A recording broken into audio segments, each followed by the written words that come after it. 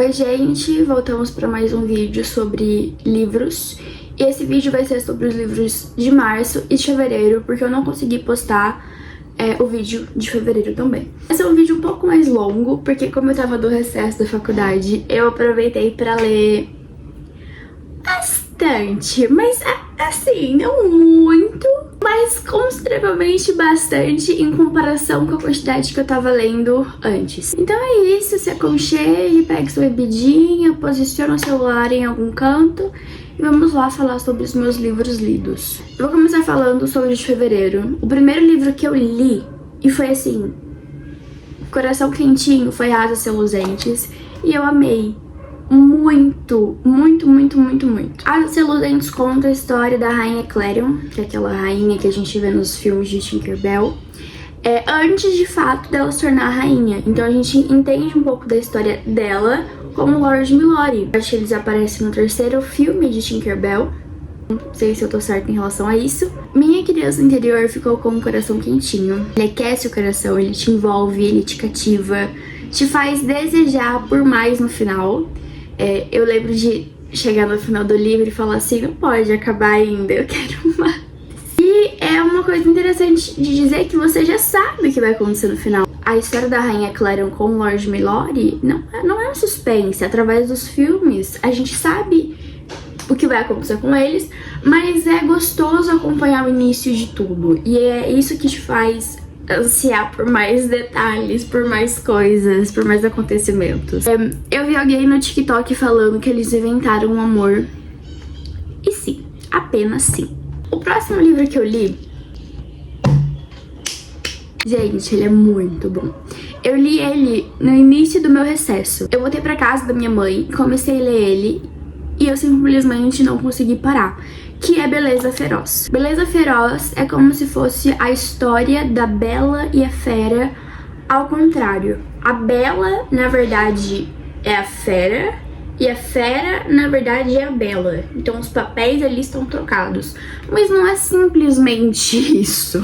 Tem muito mais coisa. Já vou começar falando sobre ele.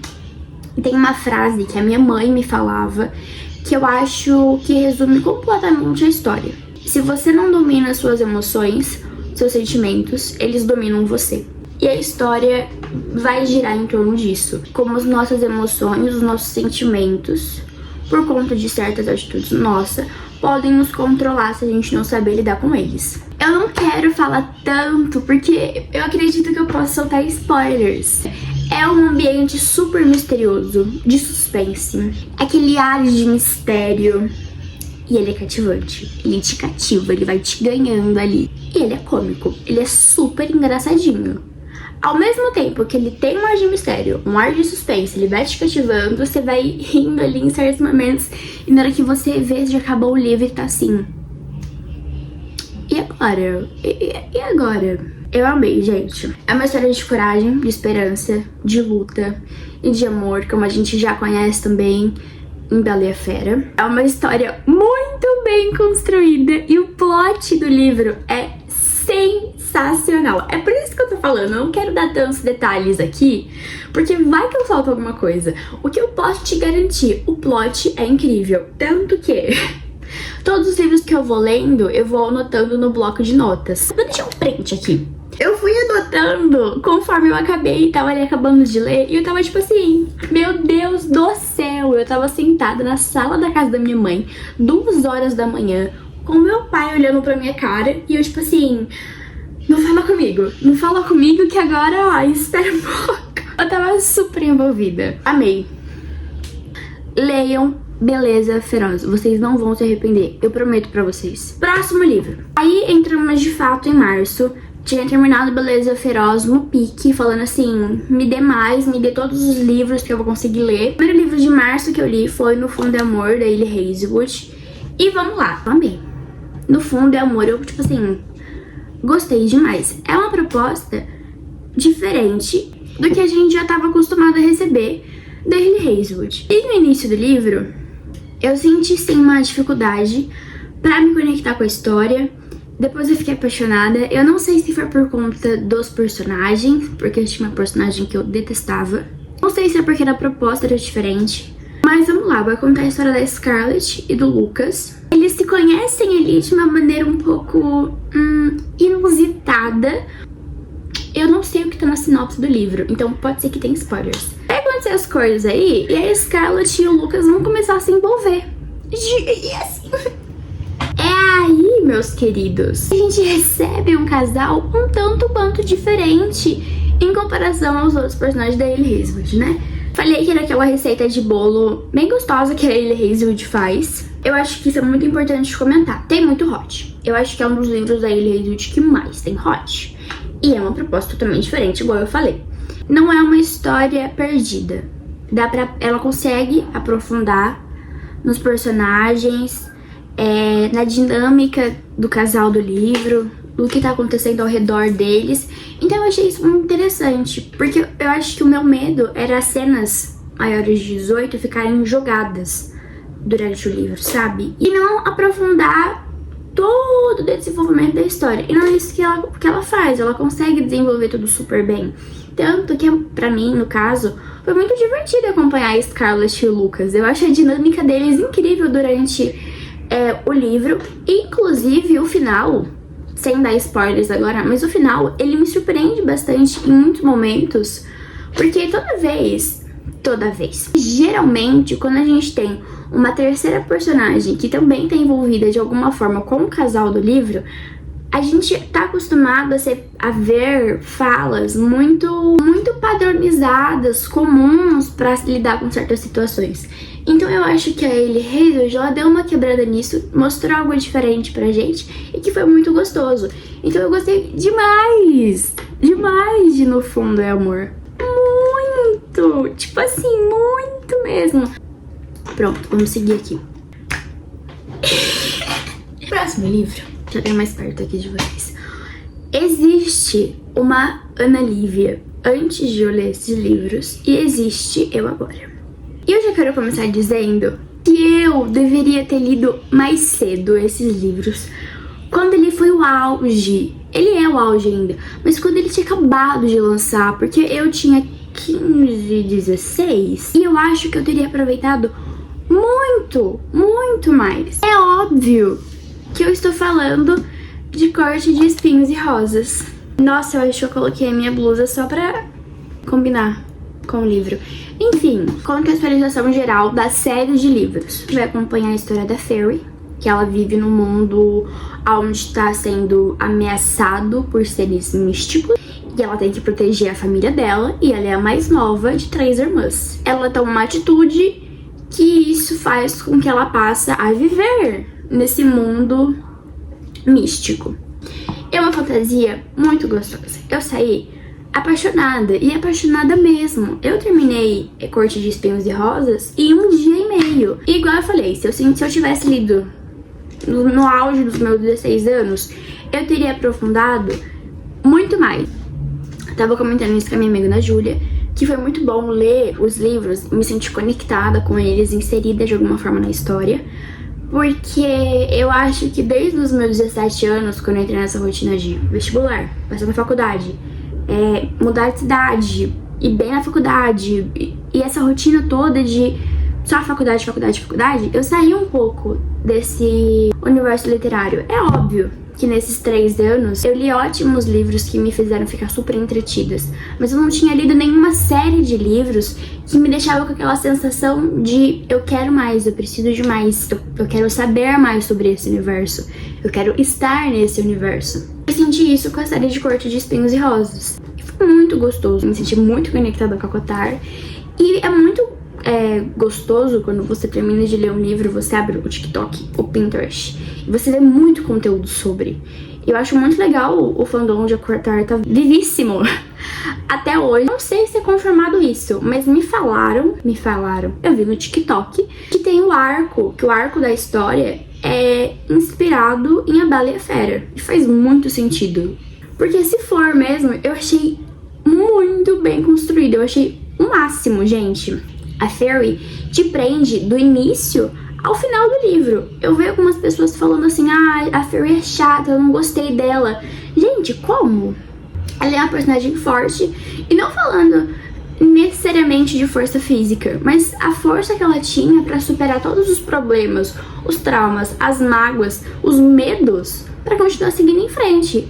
Eu acho ela uma personagem super forte, muito corajosa. Ela nos faz entender as motivações para as atitudes delas. Em muitos momentos a gente consegue ver que a Fairy toma decisões que ela não queria, mas que ela tinha uma motivação por trás, pensando às vezes em algo bem maior do que ela. Eu acho isso muito bonito da personagem. Apesar de ter um movimento amoroso na história, tem todo o cenário político, conflito político, que apesar de muitas pessoas não se interessarem, eu acho que é isso que te prende na trama da história, que faz com que você se aprofunde ali. É isso que te prende e fala assim, mas e agora? O que vai acontecer?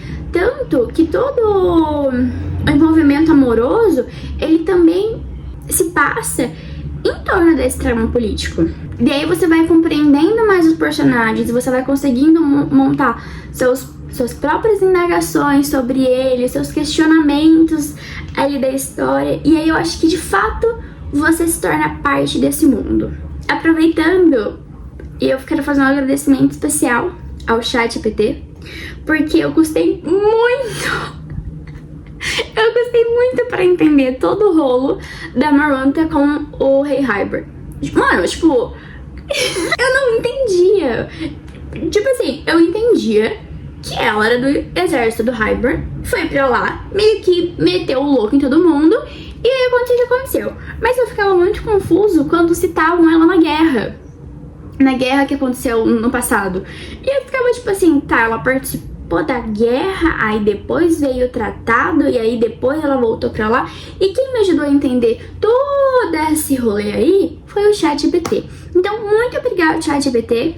E a gente se vê por aí, tá? Próximo. Olha, gente, vocês olharem na minha cara e falarem que não gostam do Rising, o quê? E que livro vocês leram? Ou pior ainda, tem gente que compara as atitudes da Nesta com as atitudes do Rising, e eu acho... Isso eu não entendo. Isso eu não entendo real. Às vezes eu fico vendo as coisas no TikTok, perdendo meu tempo lendo comentários, e assim... Mas continuando... Aqui a nossa amiga Fairy tava com um mocinho. E ela tava muito feliz vivendo com esse mocinho. E ela salva a vida desse mocinho aqui. No final desse livro aqui, aparece um novo mocinho. E quando esse novo mocinho aparece, a gente fica tipo assim... Mano, você é louco? E aí tá, o livro acaba. Aí a Fairy, nesse livro aqui, tá morando com aquele primeiro mocinho que ela salvou a vida, lembra? Só que agora a gente tem aquele outro mocinho que apareceu, que quando a gente olhou pra ele, a gente falou o quê? Mano, você é louco? Só que agora a gente percebeu que quem é louco, na verdade, é o primeiro mocinho. E aí a gente troca e começa a torcer pro outro mocinho. Pegou aqui, e aí a nossa querida amiga Fairy viu que ela também estava numa cilada, que ela estava louca de amor e que ela precisava de ajuda. E meus queridos, é que eu já tinha pegado spoiler, né, de anos, que eu sabia com quem que ela ia ficar, mas gente, foi bom, foi muito bom. Quando ele apareceu aqui, eu falando do Rising, quando ele apareceu aqui, eu já tava assim, só que aqui,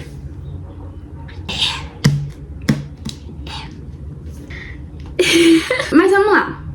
Ah, eu escrevi aqui, tive o seguinte questionamento. O Tamlin, ele realmente amava a Fairy? Porque eu tenho essa dúvida.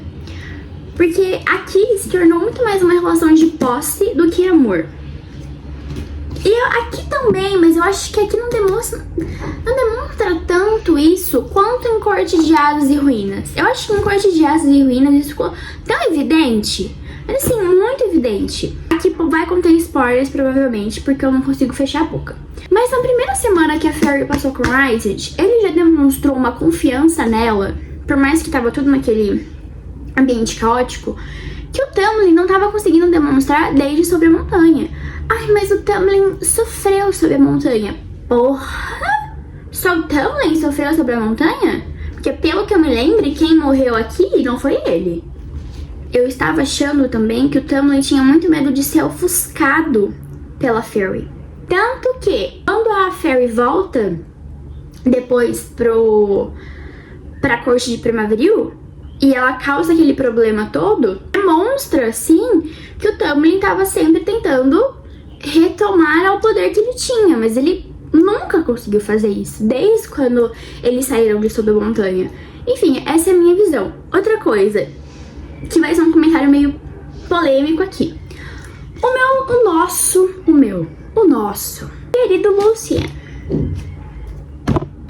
Olha, gente, aqui eu estava amando o Lucien. Aqui eu tava tipo assim, Fairy, meu amor, larga o loiro, pega o ruivo. Mas depois, gente, a Fairy tava vivendo em cativeiro. Como que o Lucien, que era amigo dela, não fez nada? Até eles fez alguma coisa, até eles, quando a Mora apareceu lá pra pegar a Fairy, virou e falou assim, leva, pelo amor de Deus, leva essa querida. E o Lucien, que era amigo dela, não fez nada? Tudo bem que a Fairy não teve mágoa dele, mas eu, como leitora, tive. Vai fazer alguma diferença? Obviamente não. Mas, próximo. Voltando a falar do Tamlin, né? Que ele nunca tinha demonstrado essa segurança e confiança em relação a Fairy. E na primeira semana que a Fairy ficou na corte noturna, mano, o Rysand deixou ela ter informações. Ah, mas ele tava testando ela pra ver se ela ia passar pro Tamlin. Tá, mas realmente ele deu informações pra ela que ela não conseguiu na corte primaveril. Então é onde ela começou a ficar parte ali da situação. E eu acho que é aqui que começa a relação Rysand e Fairy. Ai, mas é por conta do laço de parceria. Gente, tá bom. Mas eles poderiam ter tido laço de parceria e ser igual o Lucien e a Elaine. E não foi assim, entendeu? Então, é isso. A diferença de confiança entre o nosso querido Tamlin e Rysand é gritante. Rysand Fairy no meu coração. Gente, às vezes eu tava lendo o livro e eu tinha que parar. Ou pra chorar, ou pra respirar, ou pra chorar e respirar. Porque eu ficava tipo, que lindo, vou chorar. E de novo, foi muito bom ficar dentro da história desse jeito. Desse anseio de mais. Maravilhoso. E eu fiz um post deles no Instagram resumindo como foi as minhas emoções ao longo da leitura. E, gente, o que foi esse final? O que foi esse final? Eu não sabia se eu chorava, se eu gritava, se... Eu fiquei assim, deu tudo errado. Deu tudo errado. Não deu. E teve uma hora que eu tava assim, será que a Fairy tá brincando? Será que ela tá falando sério?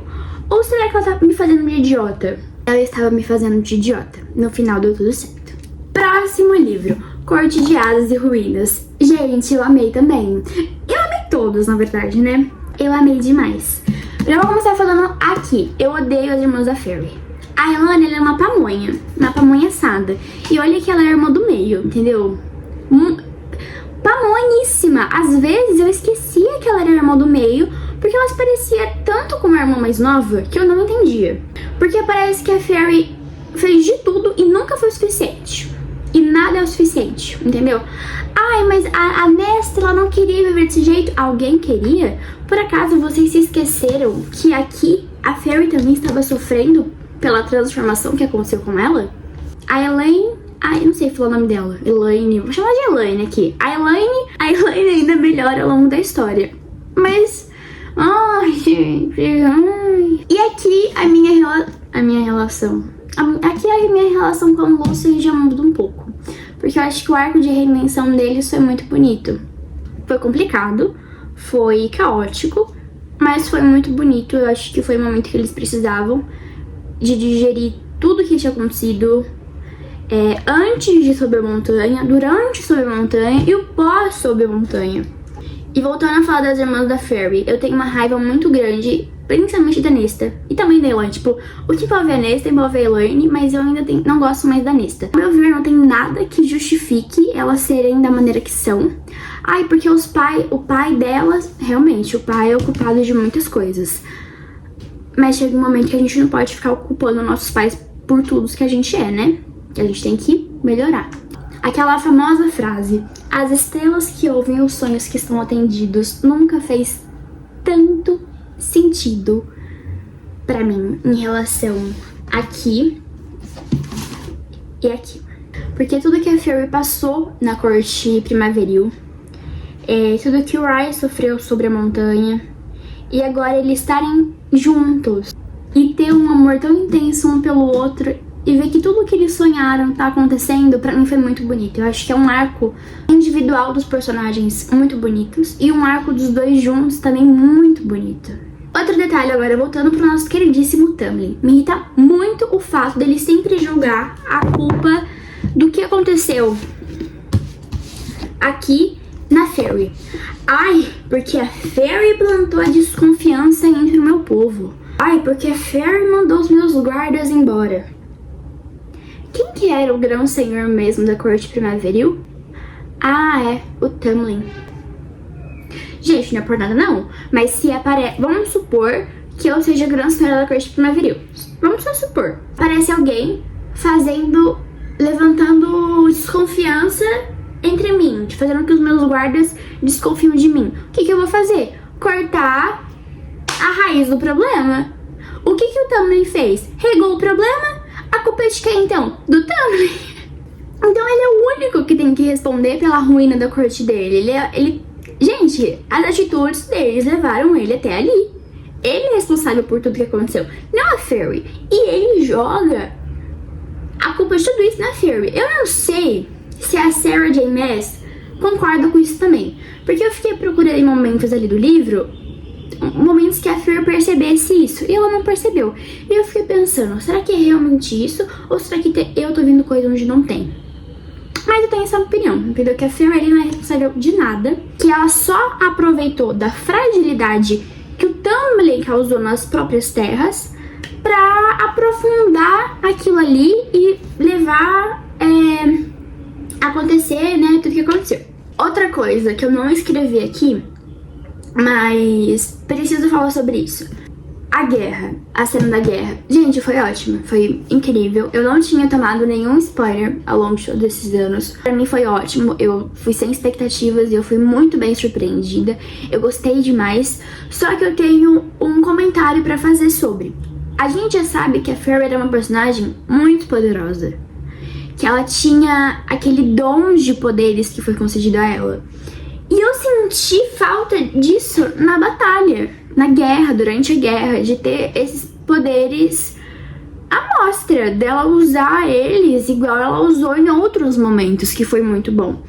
Eu entendo toda a jogada do caldeirão, dela e da Amren e da Nesta ser necessário no caldeirão, mas ainda assim eu esperava por algo a mais. Eu acho que foi sim uma cena impactante, que me trouxe muito sentimento, não tô negando isso, mas eu esperava que em relação aos poderes da Fairy nesse momento fosse bem maior a cena do que a gente viu que foi.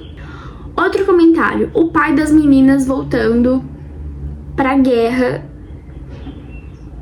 Pra mim foi sem nexo algum esse velho louco voltar com 3 navios e coisando o navio que era chamado de Nesta. Ai, sério. E parecia que a J. Maas, ela virou e falou assim, tenho que matar esse velho de algum jeito. Eu vou matar ele agora. E ela fez isso. Outra coisa, que é um comentário que eu vi também muita gente falando no TikTok e eu tenho uma opinião sobre... Mentira! Vi falando no Twitter. Alguém falou assim, ai, porque as Valkyrias são a única amizade verdadeira da história, da série e tal. Eu não sei se a pessoa falou isso zoando ou falou sério, mas... Gente, com todo respeito, vocês leram, tipo, os livros? Por que falar que as Valkyrias são as únicas amizades verdadeiras? Pô, aí você tá tirando eu e a Sarah de meio de otário, não é possível. Como, por exemplo, a amizade da Fairy e da Mor, que é lindo, a amizade do trio, do Cassian, do Ezra e do Horizon, de, tipo, maravilhoso também. Gente, o Azariel com a Fairy. Inclusive, eu amo o Azariel. Tipo assim... Enfim, terminei esse aqui em lágrimas e falando assim, preciso de mais. E aí eu fui e comprei mais. Acho que eu não fiz a contextualização. Ou eu fiz... Ai, me perdi um pouquinho no que acontece em cada livro, gente. Mas aqui, lembra aquele segundo mocinho que tinha aparecido? Então, agora a Fairy tá aqui com ele e aqui também. Mas lembra que eu falei do contexto político? Então, aqui começa e aqui dá tudo errado. Dá tudo errado, dá tudo errado. E aí depois aqui de lá, a gente vem pra Corte de Gelos e Estrelas, que é o menor de todos. Olha isso. O quê? Vou até fazer uma comparação aqui agora. Quando eu vi, eu fiquei me perguntando, por quê? Rápido, fácil, você sentou, você terminou. É muito gostoso acompanhar a narrativa de cada personagem, principalmente do Cassian, que foi pra mim, assim, o que eu já amava ele, eu já gostava muito do Cassian, mas eu senti que em Corte de Gelos e Estrelas foi muito interessante saber um pouco mais da vida íntima dele, e eu gostei demais. Eu acho que é um livro de aquecer o coração. É como se ele fosse um final de chave de ouro, pra deixar o seu coração ali quentinho. E eu não consegui ler Corte de Chamas Prateadas ainda. Até o momento é como se Corte de Gelos e Estrelas fosse o meu final, entendeu? Esse aqui já é o pós-guerra, onde tá todo mundo vivendo bem. É lindo. É muito lindo. A gente chega em Corte de Chamas Prateadas, que eu juro que eu tentei ler, gente. Olha aqui, eu li 71 páginas. Não foi pra mim. Fechamos com chave de ouro a série Corte de Espinhos e Rosas. Foi maravilhoso, é muito gostoso acompanhar a vida da Fairy. Todas as conquistas, as lutas que ela passa. Inclusive, quando tem o primeiro ataque em Velaris, que ela tá lá defendendo junto com o Cassian. Gente, que cena foda. Que cena foda.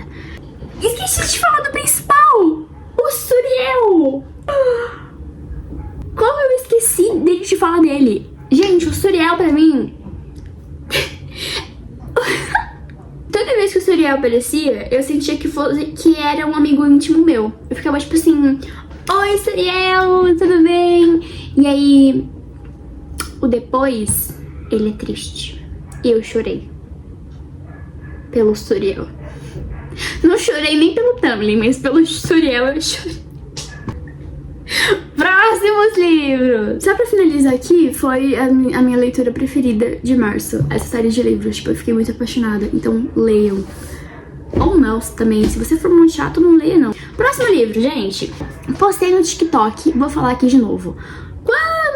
Quando eu ainda sou. Eu acho que começou com 14. Desde os meus 14 anos, eu sou apaixonada por romances de hóquei, jogadores de hóquei, tudo sobre o universo que envolve jogadores de hóquei. Pode até envolver plot de gravidez, não ligo, é jogadores de hóquei? Manda aqui, pode mandar. E aí, recentemente, eu falei assim, nossa, tá todo mundo falando desses livros aqui, vou ler. É de jogadores de hóquei? É de cowboy. É muito bom. Eu amo histórias de cowboy e esse me fez ficar super entretida. Vai falar sobre o que, Elia?